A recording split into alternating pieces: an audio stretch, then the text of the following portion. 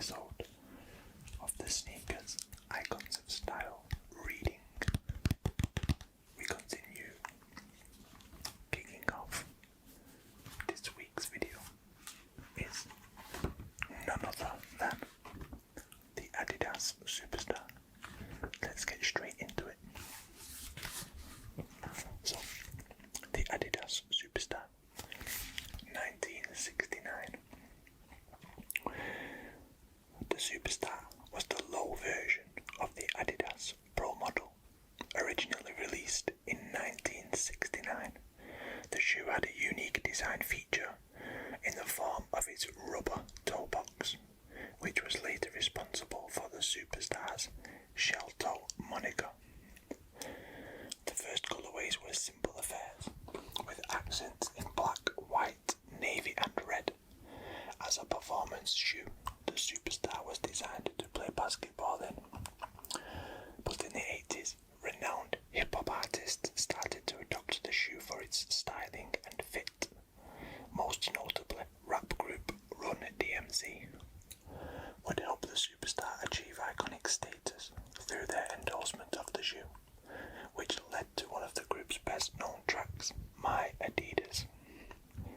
The group's personal take on the Superstar involved the removal of the laces, which exposed the tongue and foregrounded the shoe's chunky silhouette. All of this led to a line of Run DMC Adidas apparel and shoes. The demand for the Superstar exploded. Over the years, there have been many collaborations using the Superstar.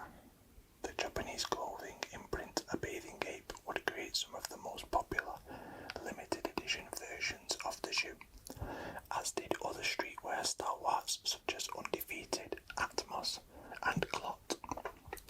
More recently, Adidas released the Adidas Superstar 80s, which has replenished enthusiasm for the shoe and its heritage.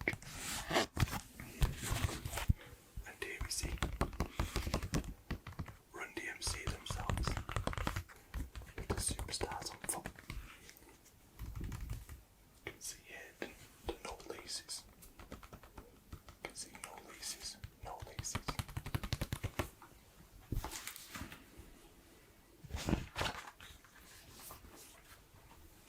Here we see the original Superstar with the shell toe.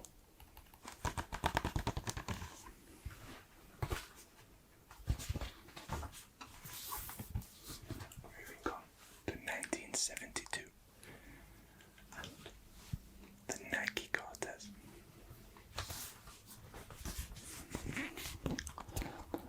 Founded by Phil Knight and invested in by Bill Bowerman, Nike began life as Blue Ribbon Sport, BRS, the distributor for Onitsuka Tiger running shoes in the United States. During the BRS representation era of 1964 to 1971, Bill Bowerman tweaked Onitsuka Tiger's running shoes, making them more specific for the needs of the Western physique. Released in 1968 for the Mexico City Olympics and exclusive to the US market, the Onitsuka Tiger Cortez took the running world by storm. While still operating BRS, Phil Knight and Bill Bowerman started their own sports brand named Nike and started manufacturing the Cortez, with the now famous swoosh logo on it instead of the Onitsuka stripes. The story goes that it wasn't until an Onitsuka Tiger official visited the BRS warehouse in Los Angeles and bumped into a pair of Nike Cortez shoes that Onitsuka Tiger found out what was going on. Eventually, the two companies went their separate ways, after a court hearing declared that both brands could continue to produce the same shoe. Nike stuck with the Cortez name, while Onitsuka Tiger renamed it the Corsair. It's the only time that a shoe has been a bestseller for two different brands. The Nike Cortez was officially first released in 1972, changing the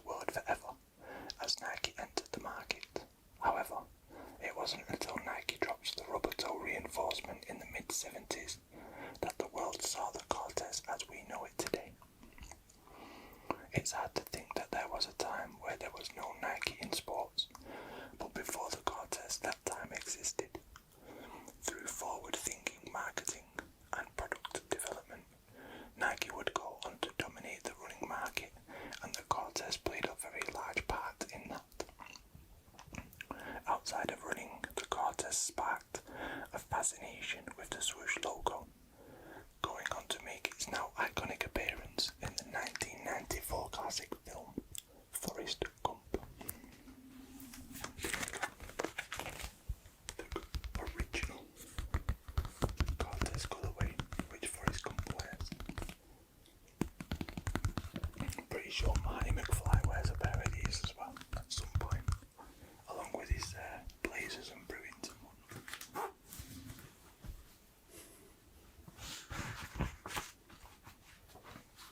Speaking of blazers and Bruins, 1973.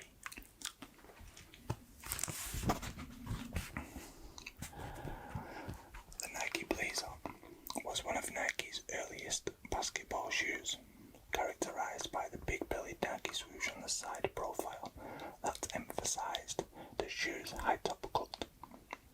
The Blazer was championed by basketball legends George Gervin, or Gervin, I'm not sure the pronunciation, aka the Iceman, and Jeff Petrie, or Petrie. The shoe was appropriately named, however, after the NBA team Portland Trail Blazers, which was Nike's hometown. Like the Nike Dunk, the Blazer regained collectors' attention in the early 2000s, owing to collaborative efforts from the likes of streetwear sub-brand Stussy. The collaboration resulted in two colourways that are among some of the rarest versions of the Blazer. Materials used on the Blazer usually consist of leather, suede, and mesh. Since the first reissues, the Blazer has achieved mainstream success with the low and high cut vintage variations. These presented both the original colours and the new variations in a reworking vintage style that emulated a dated Nike Blazer from the 1970s.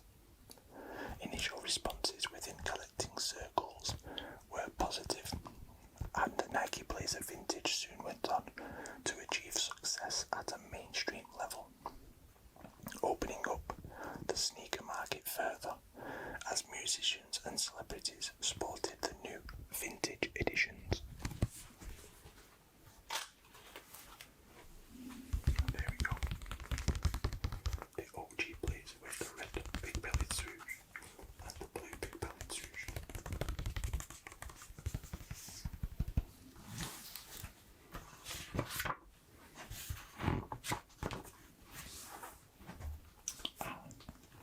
Moving on to some three stripes action. 1975. First released in 1975, the Adidas Trimtrap was originally designed as a fitness and training shoe. A decade later, the design became a must-have for football fans or soccer fans, and soon became a stadium classic in England. To this day, hardcore Adidas fans revere the Trimtrap. High-quality materials were used to construct this simple design, with a suede and a dual-density sole unit. After the initial release, the Trimtrap 2 followed in 1984, and the Trimstar in 1985. Other Adidas models in the 70s and 80s would continue to be inspired by the Trimtrap, including classics such as the Centaur, Madrid, and the Munchen. They would use the original PU sole unit, which was revolutionary at the time, owing to its flexibility, shock absorption, excellent grip, and lightweight feel. The shoe initially reattained popularity back in 2004, after 12 variations of the Trimtrap were reissued, with further releases this side of 2010.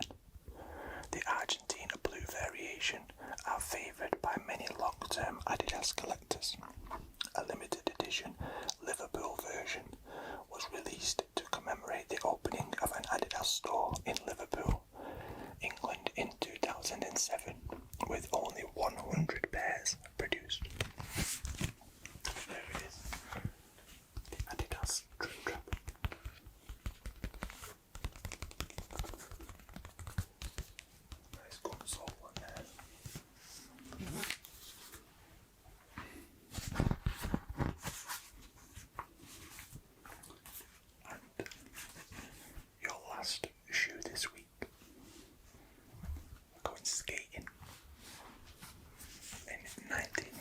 1977 with the Vans Old School. The Vans Old School was first introduced in 1977 with its original style number 36 off-the-wall name tag. It followed in the footsteps of the Vans era and incorporated many of the same features, including the cushioned insole, arch support, padded collar, reinforced heel, and the famous waffle outsole. However, the Old School took Vans shoes to a new level, with the original versions featuring a leather toe cap and a leather heel, as well as a distinctive Vans side stripe. Earlier versions of the Old School had a slightly different shape to the reissues we see today, with the originals featuring a smaller toe cap and being made available in narrow, medium and wide fits.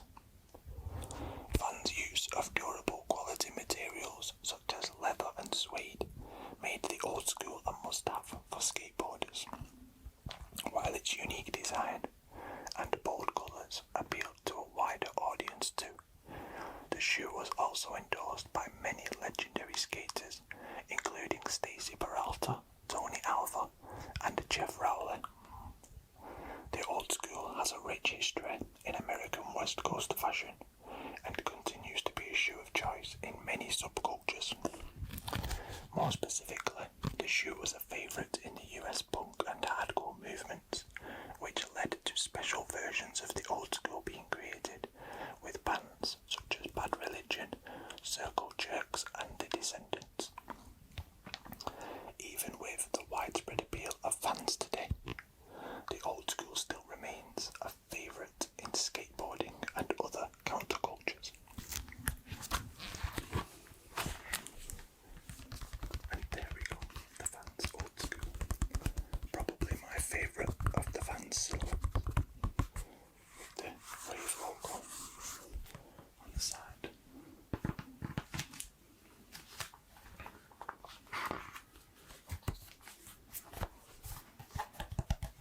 And there we go, sneaker pants. That will be all for this week's reading of the icons of style. Tune in next time for some more relaxing reading as we go through